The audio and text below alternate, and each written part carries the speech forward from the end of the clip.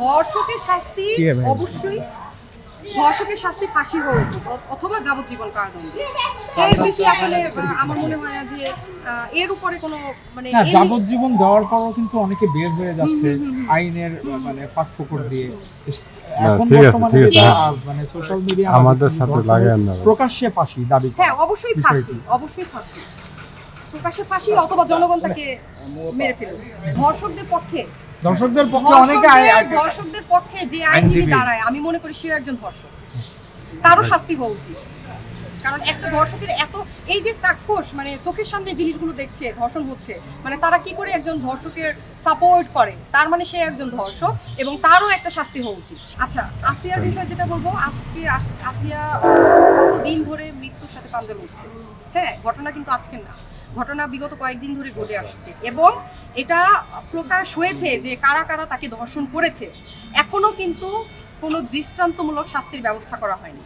তো এটা এখনো যেহেতু হয়নি, ভবিষ্যতে হবে কিনা সেটা আসলে বলতে পারছি না। 180 দিন অলরেডি আদালত সময় দিয়েছে। 180 দিন কেন সময় দিবে? কারণ হচ্ছে আসিয়ার তো প্রাণ নিয়েই সংকট। এই যে আজকেও আমি নিউজ দেখলাম, অনেকে বলছে সে মারা গেছে, আবার অনেকে বলছে যে না এটা ভুল তথ্য, কিন্তু সে কিন্তু আমরা কিন্তু এখনো জানি না সে বাঁচবে কিনা। এখনো কিন্তু সে হচ্ছে ওই মৃত্যু পথযাত্রী, ওই ইয়েতে আছে। একটা শিশু যেখানে মৃত্যু পথযাত্রী, সেখানে একটা ধর্ষককে কি করে 180 দিনের সময় দেওয়া হয়? তাকে তো সাথে, যেহেতু আমরা জেনে গিয়েছি ধর্ষককে, তাকে সাথে সাথে ফাঁসি দেওয়া উচিত। আর যদি সেটা না করে তাহলে জনগণকে সেই প্রায়োরিটি দেওয়া উচিত যে জনগণ তাকে পিটিয়ে মেরে ফেলবে। কারণ একজন ধর্ষণকারী আসলে আমি মনে করি না যে মানুষ, কারণ যদি তার মধ্যে মনুষ্যত্ববোধ থাকে সে কখনোই ধর্ষণ করতে পারে না। আর যে ব্যক্তি একটা শিশুকে ধর্ষণ করে সে আসলে একটা অমানুষ, মানুষের কাতারে পড়ে না, তার ফাঁসি দেওয়া। তো এই ক্ষেত্রে এই যে বিচার ব্যবস্থা বা এই ক্রমবর্ধমান ধরতে যে যাচ্ছে, এখানে কার দায় দেখছেন বা কোন ব্যবস্থাপনার দায় দেখছেন? এটা কার দায়? আসলে আমাদের দেশের বর্তমান প্রেক্ষাপট একটু অন্যরকমই হয়ে গিয়েছে, কারণ আমাদের নিরাপত্তা বলতে একেবারেই নাই। কারণ আমরা প্রতিদিন থেকে উঠেই ফেসবুকে ঢুকলেই দেখতে পাচ্ছি যে বিভিন্ন ছিনতাইকারী, মারামারি, দেন হচ্ছে ডাকাতি এবং ধর্ষণ। তো এটা আসলে আগে হয়ে আসছে, বাট এখন এই জিনিসটা অনেক বেশি বেড়ে গিয়েছে, কারণ আমাদের এরকম দৃষ্টান্তমূলক কোনো শাস্তির ব্যবস্থা নেই। দ্যাটস ওয়াই এই ধরনের সাহস পাচ্ছে সবাই। আর এখন যে অবস্থা, এখন তো আরো অনেক বেশি আমাদের দেশের প্রেক্ষাপট নড়বড়ে হয়ে গিয়েছে। তো এটার জন্য দৃষ্টান্তমূলক অবশ্যই শাস্তির ব্যবস্থা করা উচিত, যাতে করে কেউ যদি ধর্ষণের কথা চিন্তাও করে অ্যাটলিস্ট এই কথা ভেবে তার শাস্তিটা আসলে কি হতে পারে। আসলে আসেন নাই, তারা কেন আসেন নাই সেটা তো অ্যাকচুয়ালি আমি বলতে পারছি না, বাট আমরা আমাদের যাদের সম্ভব হয়েছে তারা এসছি। এখন এটা নিয়ে আসলে তর্ক করে লাভ নাই, কিছুই বলার নাই। আমরা যারাই আসছি, যে উদ্যোগেই আমরা দাঁড়িয়েছি, আসলে আমাদের এখন কে আসলো না আসলো সেটা বিচার করার সময় না। আমাদের হচ্ছে ধর্ষকের শাস্তি কি হওয়া উচিত সেটার জন্য একটা গঠনমূলক শাস্তি ব্যবস্থা করা উচিত। একজন ধর্ষকের শাস্তি আসলে আমার মনে হয় যে ফাঁসি হওয়া উচিত, কারণ একজন ধর্ষক সমাজের একটা কীট পতঙ্গ। আমি মনে করি না যে তার মধ্যে একটা মনুষ্যত্ববোধ কাজ করে, কারণ একটা মনুষ্যত্ববোধ কাজ করলে সে কখনোই ধর্ষণ করতে পারে না। আর শিশু ধর্ষণ, এটা তো আসলে মানে পশুও মনে হয় যে মানুষের থেকে ভালো, যে মানুষটা শিশুকে ধর্ষণ করতে পারে।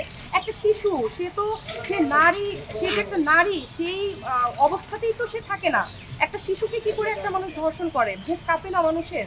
মানে সেই মানুষটা কতটুকু নরক পিশাচ হলে এই ধরনের কাজ করতে পারে? তাকে সরাসরি ফাঁসি দেওয়া উচিত।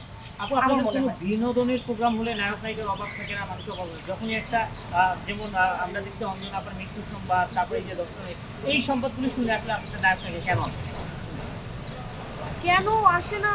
এখন ওই যে বললাম যে হয়তো বা পার্সোনাল প্রবলেম থাকে অনেকের, ব্যস্ত হয়ে আসে না।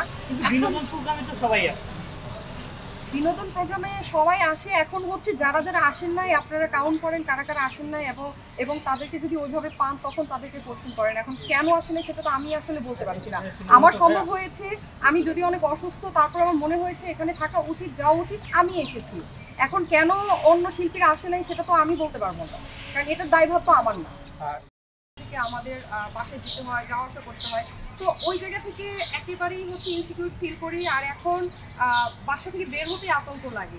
আমি যেরকম দেখা যায় যে আমার বিশেষ কোনো কাজ না থাকলে বাসা থেকে বের হই না, আর এখন রাত 9টা-10টা বাজলে একটা আতঙ্ক তৈরি হয়। ইনফ্যাক্ট দিনের বেলাও অনেক অকারেন্স হচ্ছে, ধর্ষণ সেটা তো চলছেই, ইনফ্যাক্ট হচ্ছে বিভিন্ন চিন্তায় মারামারি ডাকাতি এগুলো তো অহরহ। আমরা ঘুম থেকে উঠেই দেখি যে প্রত্যেকটা দিন খোনাখুনি মারামারি ধর্ষণ এগুলো হচ্ছে। আসলে এই জায়গা থেকে আমরা কবে হচ্ছে নিস্তার পাবো জানি না, কারণ দিনকে দিন এই জিনিসগুলো বেড়েই যাচ্ছে। তো আমাদের আসলে জানমালের নিরাপত্তা খুবই দরকার। আমরা খুবই অনিরাপত্তায় ভুগছি, আমাদের জীবনযাপন খুবই দুর্বিষহ হয়ে যাচ্ছে। এটা আসলে খুব তাড়াতাড়ি একটা আইনের আওতায় আনা উচিত, সরকারকে একটু দৃষ্টিভঙ্গি এখানে দেওয়া উচিত।